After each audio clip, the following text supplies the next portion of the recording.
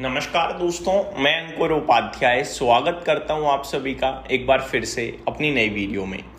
दोस्तों, मैंने आज एक वीडियो बनाई थी कि ये जो रिकवरी बाजार में हमें कल देखने को मिली है, ये ट्रैपिंग है या ये अपॉर्चुनिटी है।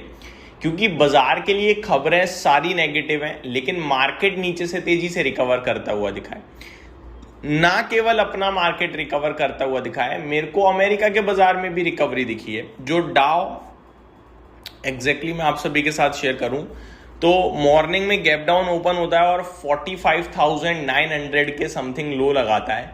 वही Dow Jones at the end 46,500 पे क्लोजिंग देता है, यानी नीचे से 600 पॉइंट से ज्यादा की रिकवरी दे देता है। तो ये ग्लोबल मार्केट्स में रिकवरी और नेगेटिव खबरें कुछ समझ में नहीं आ रही थी। हम मार्केट के एक्शन पे भरोसा करें या हम खराब खबरों पे भरोसा करें, समझ में नहीं आ रहा। लेकिन एक चीज जो हमें क्लियरली दिख पा रही है वो ये है कि कच्चा तेल कहीं से कहीं तक राहत नहीं दे रहा है। 110, 12, 15 डॉलर पे आता है और फिर लगभग 3 से 4 दिन लेता है, वापस से 104 डॉलर, 102 डॉलर के पास पहुंचता है। फिर एक न्यूज आती है, सेम डे बढ़ जाता है 9% समथिंग और वापस 110 डॉलर आ जाता है। कुछ ऐसा ही हुआ है कच्चे तेल में। कल एक बार फिर से घटते घटते 100 डॉलर के पास चला गया था कि डील आएगी, वॉर खत्म होगी, डील आएगी, वॉर खत्म होगी। लेकिन कल अचानक से दोनों पार्टीज ने नेगेटिव कमेंट्स दिए, एक दूसरे पे छोटे मोटे अटैक किए और कच्चा तेल रॉकेट हो गया। कच्चे तेल की बात करें तो कल के सेशन में कच्चा तेल 109 डॉलर प्रति बैरल पे हुआ है बंद। इवन कुछ मार्केट की रिपोर्ट्स ये भी कह रही हैं कि कच्चा तेल और बढ़ चुका है। आज तो बाजार बंद था, लेकिन कुछ मार्केट ऐसा इंडिकेट कर रही हैं कि जैसे 111 डॉलर प्रति बैरल के पास कच्चा तेल पहुंचा है। US oil prices soars 11% as Trump's Iran war speech stokes fear of further escalation. तो प्रेसिडेंट ट्रम्प की बातों से ऐसा लगा है कि एस्केलेशन होगा और ज्यादा लड़ाई होगी, जहां पे उन्होंने कहा है कि हम एक्सट्रीमली हार्ड हिट करने वाले हैं ईरान को अगले 2 से 3 हफ्तों के अंदर अंदर। Trump added that the war won't last long and the discussion with Tehran are going. तो ये कह रहे हैं कि ज्यादा लंबी नहीं टिकेगी ये लड़ाई, जंग।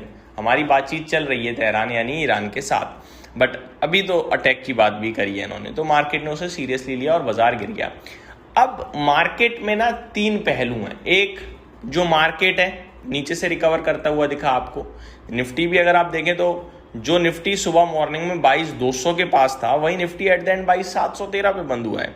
नीचे 182 का लो लगाता है। टेंशन का माहौल था बहुत ज्यादा, लेकिन रिकवर हो गया 500 पॉइंट। अब सोचो आप क्या खेल मचा है बाजार में कल।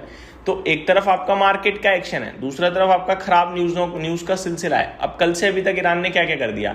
ईरान ने यूएस की AWS पे अटैक कर दिया। ईरान ने AWS के बाद ओरेकल डेटा सेंटर पे भी अटैक कर दिया। ईरान ने कहा है कि स्ट्रेट ऑफ हॉर्मोज इजराइल और ईरान के लिए लॉन्ग टर्म के लिए बंद हो चुका है। तो एक तरफ प्रेसिडेंट ट्रम्प दुनिया के लिए स्ट्रेट ऑफ हॉर्मोज ओपन कराने में लगे हुए हैं, ईरान ने उन्हीं के लिए बंद कर दिया। तो मैटर तो एस्केलेट हो रहा है ना, ये डायरेक्टली इनडायरेक्टली। नेगेटिव खबरें हैं। और तीसरी तरफ कच्चा तेल है जो रुक ही नहीं रहा है, वो क्लियरली दिखा रहा है प्रॉब्लम को। तो मेरे हिसाब से मार्केट की प्रॉब्लम आपको डायरेक्ट लिंक करनी चाहिए कच्चे तेल से। जब तक कच्चे तेल से आपको कोई रिलीफ के संकेत ना मिले, तब तक आप ये मान लो कि मार्केट में कोई रिलीफ नहीं है। कच्चा तेल 109 डॉलर प्रति बैरल पे दिख रहा है हमें, ये बहुत नेगेटिव है। ये इकोनॉमी को खा जाएगा दोस्तों। मैं आपके साथ अब कुछ सेक्टर शेयर करना चाहता हूँ। पहला क्षेत्र डायरेक्टली OMCs का है, ऑयल मार्केट कंपनीज का, जैसे कि IOC, BPCL और HPCL। इस कंपनीज के लिए इस क्षेत्र के लिए इन कंपनीज के लिए डायरेक्टली नेगेटिव है। जितना कच्चा तेल ऊपर जाएगा इन कंपनीज के लिए नुकसान है। सरकार ने 10 रुपए प्रति लीटर की एक्साइज ड्यूटी कम करी है अपनी, लेकिन उससे भी इन्हें फायदा नहीं हो रहा है। इनका जो लॉस था वो थोड़ा कम हुआ था, लेकिन अभी वापस अगर 110 डॉलर हो गया और यहां से बढ़ता है तो फिर उन्हें और नुकसान होने लगेगा, जिसको कवर करने के लिए लास्ट होगा ये कि पेट्रोल डीजल के दाम बढ़ाने पड़ेंगे आपके और हमारे लिए, जो इन्फ्लेशन ट्रिगर करेगा सीधे सीधे। खैर बढ़ते हैं आगे। दूसरी चीज ये है कि जो पेंट क्षेत्र है वो परेशान होगा इससे, क्योंकि पेंट क्षेत्र के लिए रॉ मटेरियल का काम करता है कच्चा तेल। तीसरा केमिकल क्षेत्र इम्पैक्ट खाएगा इससे, क्योंकि उसके लिए भी एज अ रॉ मटेरियल काम करता है कच्चा तेल। तो कच्चा तेल केवल और केवल आपका OMCs तक नहीं सीमित है, वो मोस्टली प्रोडक्ट्स में यूज हो जाता है, केमिकल्स में यूज हो जाता है, पेंट्स में यूज हो जाता है, टायर कंपनीज के लिए रॉ मटेरियल का काम करता है कच्चा तेल। तो बड़े लेवल पे कच्चे तेल की जरूरत है, और हमारा देश तो आप सभी को पता ही है 85% तक कच्चा तेल इंपोर्ट करता है। इवन हम इस लेवल पे रिफाइन कर रहे हैं कच्चे तेल को कि कच्चा तेल हम इंपोर्ट करते हैं, फिर उसे पेट्रोल डीजल में कन्वर्ट करते हैं, और उस पेट्रोल और डीजल को और कंट्रीज में बेचते भी हैं। तो दो तरीके से मार है, एक हमारे देश में कम आ रहा है, दूसरा महंगा आ रहा है, और एक ये तीसरा कि हम एक्सपोर्ट भी कम कर पाएंगे। तो मैटर काफी बड़े हैं। तो मेरे हिसाब से आप मार्केट के साथ साथ कच्चे तेल के प्राइसेस पे जरूर ध्यान दीजिए।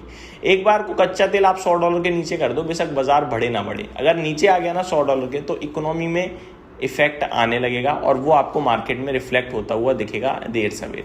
तो ये मेरी तरफ से आपके लिए डेटा था। कच्चे तेल पे प्लीज नजर बना के रखें। Thank you so much for watching this video. Have a great day guys.